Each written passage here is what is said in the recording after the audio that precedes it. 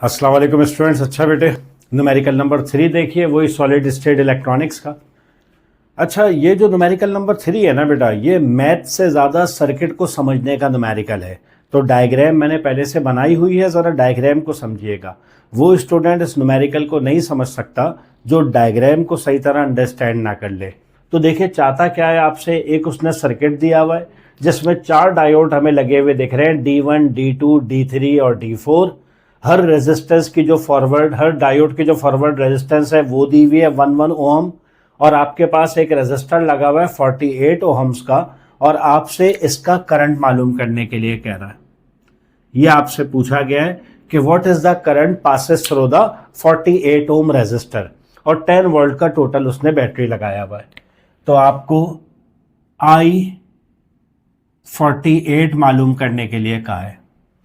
अच्छा देखो, अगर तुम इसे एपरेंट आई से देखते हो, जाहिरी निगाह से देखते हो, तो तुम्हें ये पैरेलल नेटवर्क नजर आ रहा है ना, कि यहां से आपके पास ये एनोड आ गया, हाई पोटेंशियल आ गया। तो कन्वेंशनली यहां से जब आप ले लेंगे डायरेक्शन की करंट, तो आप देखेंगे कि यहाँ पे ये डिस्ट्रीब्यूशन आ रही है, यहाँ पे भी करंट जाएगा, यहाँ पे भी करंट जाएगा। तो ये पैरेलल आपके पास सर्किट बन जाएगा। और हम ये जानते हैं कि पैरेलल सर्किट के अंदर जो करंट है वो डिस्ट्रीब्यूट हो जाता है, डिवाइड हो जाता है। ये एक एपरेंट आई है ना, ये एक जाहिरी निगाह है। अब जरा थोड़ा सा इस बात को समझना कि ये जो सर्किट में लगे हुए ना, ये है डायोड। क्या डायोड कंडक्टर है? हाँ सर, डायोड अगर फॉरवर्ड बायस है, अगर करेक्ट कनेक्शन है, पॉजिटिव से पॉजिटिव और नेगेटिव से नेगेटिव, तो फिर वो कंडक्टर है। और अगर रिवर्स बायस है तो फिर वो कंडक्टर नहीं है। अच्छा, यहां पे भी एक बात क्लियर रखना कि फॉरवर्ड बायस में भी डायोड कंडक्टर है नहीं। कंडक्टर हो सकता है, बन सकता है, अगर जो अप्लाइड वोल्टेज है वो उसके जो पोटेंशियल बैरियर है, जो स्टॉपिंग वोल्टेज है, उससे ज्यादा हो। तो इस बात को जरूर ध्यान में रखिएगा। यहां पे उसने बताया कि ये सिलिकॉन के डायोड लगाए गए हैं। सिलिकॉन के डायोड का जो स्टॉपिंग पोटेंशियल है बेटे, वो है 0.7 वोल्ट्स।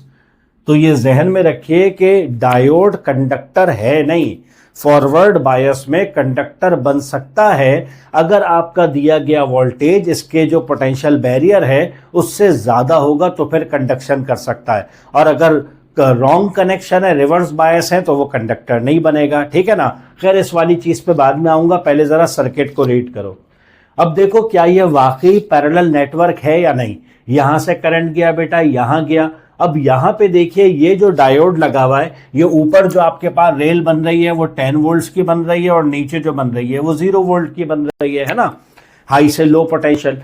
जब यहां पे आपके पास ये एनोड आ रहा है, पॉजिटिव आ रहा है, तो यहां पे इसका भी डायोड का पॉजिटिव है, तो ये आपके पास फॉरवर्ड बायस करेगा। क्या ये फॉरवर्ड बायस हो रहा है? नहीं सर, ये तो रिवर्स बायस हो जाएगा। ठीक है ना। ये डायोड का नेगेटिव, और यहां पे आपके पास एनोड आ रहा है जबकि इसका कैथोड मौजूद है। तो जाहिरी तौर पे आपको डायोड लगा के कंफ्यूज किया है, लेकिन ये डायोड एक्टिव नहीं रहेगा। ये रिवर्स बायस है बेटे, तो ये डायोड हमारे पास, याद रखिए, ऑफ है। लगा हुआ है लेकिन ये समझिए ये रास्ता बंद है, यहां से करंट नहीं जा सकता। तो करंट यहां से गया, मैं साथ साथ बना रहा हूं, यहां से गया करंट, यूं गया। लग रहा है ऐसा कि दोनों में डिवाइड हो गया, दोनों में डिवाइड नहीं हुआ, सिर्फ इस रास्ते पे आ गया। ये फॉरवर्ड बायस था, 0.7 वोल्ट का जुर्माना भर के करंट यहां से गुजर गया। अब जब यहां से गुजरा, फिर दोबारा एक जंक्शन नजर आ रहा है, जिससे फिर दोबारा ये लग रहा है कि इलेक्ट्रिक करंट यहां पे भी जाएगा और यहां पे भी जाएगा।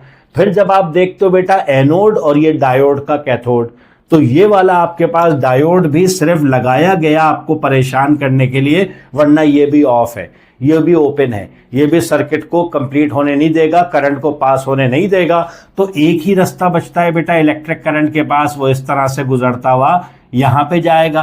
क्या ये कंडक्शन करेगा? बिल्कुल करेगा। ये इसका भी पॉजिटिव, और यहां पे ये एनोड, ये फॉरवर्ड बायस है, तो ये इलेक्ट्रिक करंट को जाने देगा अपना 0.7 वोल्ट का पोटेंशियल ड्रॉप करने के बाद। यहां से इलेक्ट्रिक करंट गया, ये वापस आया, और यहां पे ये आपके पास टर्मिनेट हो गया।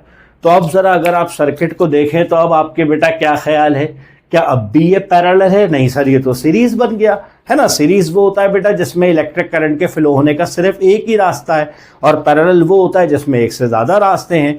तो शुरू में हमें ऐसा लग रहा था सर कि ये पैरेलल नेटवर्क है, लेकिन जब हम इसे रीड करते हैं केयरफुली तो हम ये देखते हैं कि डायोड 2 और डायोड 4 ये दो जो हैं हमारे पास ओपन है, ये ऑफ है, ये इलेक्ट्रिक करंट को पास नहीं कर रहे। सिर्फ दो ही हमारे पास एक्टिव होंगे, डायोड 1 और डायोड 3। तो इस वजह से हमारे पास जो नेटवर्क बन रहा है वो सीरीज बन रहा है। अब सीरीज में हम कैरेक्टरिस्टिक जानते हैं बेटा कि सीरीज में इलेक्ट्रिक करंट सेम रहता है, यानी जो इलेक्ट्रिक करंट इससे पास होगा डायोड 1 से, वही रेजिस्टर से पास होगा और वही आपके पास डायोड 3 से पास होगा। आपको इलेक्ट्रिक करंट मालूम करने के लिए कहा है रेजिस्टर का, हम इक्विवेलेंट करंट मालूम करेंगे। मैं लाइन ऑफ एक्शन बता रहा हूं आपको, हम इक्विवेलेंट करंट मालूम करेंगे और वही करंट तीनों के लिए सेम होगा क्योंकि सीरीज नेटवर्क है। अच्छा जी, इक्विवेलेंट करंट किसके बराबर होगा? इक्विवेलेंट करंट यानी बराबर हो जाएगा आपके पास, ये तो आपको फॉर्मूला याद है ना बेटे, V बराबर होता है आई आर के, तो I बराबर हो जाएगा V upon R।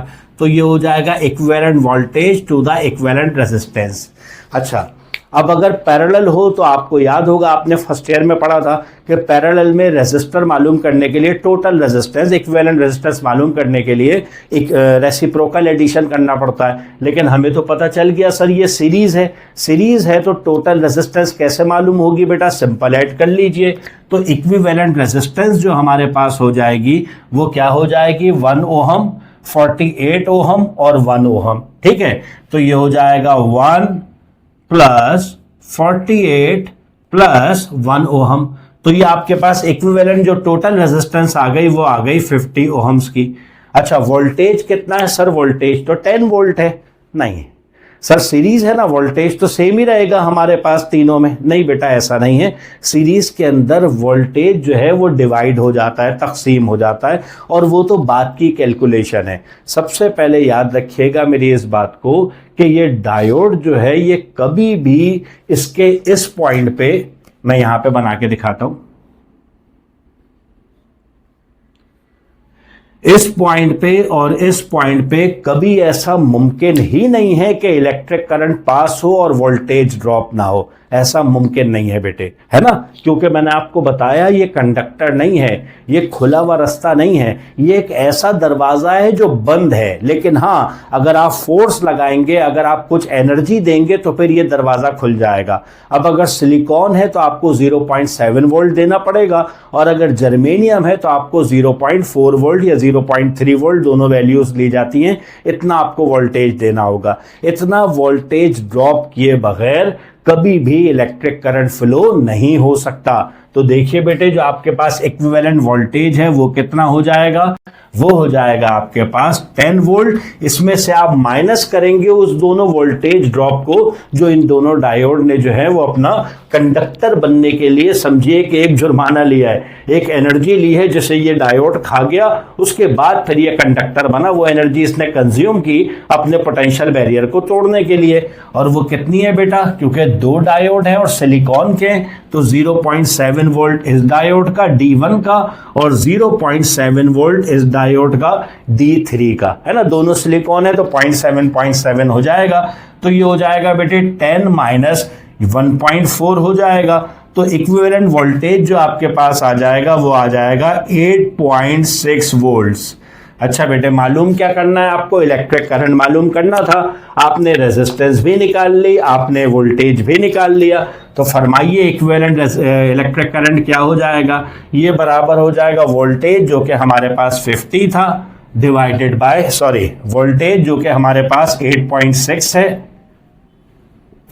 8.6 divided by resistance जो हमने निकाला था 50 था।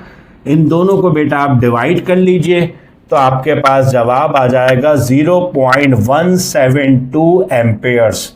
अच्छा, 0.172 है, ज़्यादा बेहतर ऐसे है कि इस तरह लिख लो, पॉइंट को 3 स्टेप आगे ले जाओ, एक्सपोनेंशियल -3 हो जाएगा, मिली बन जाएगा। तो ऐसे भी लिख सकते हो कि 172 मिली एम्पेयर।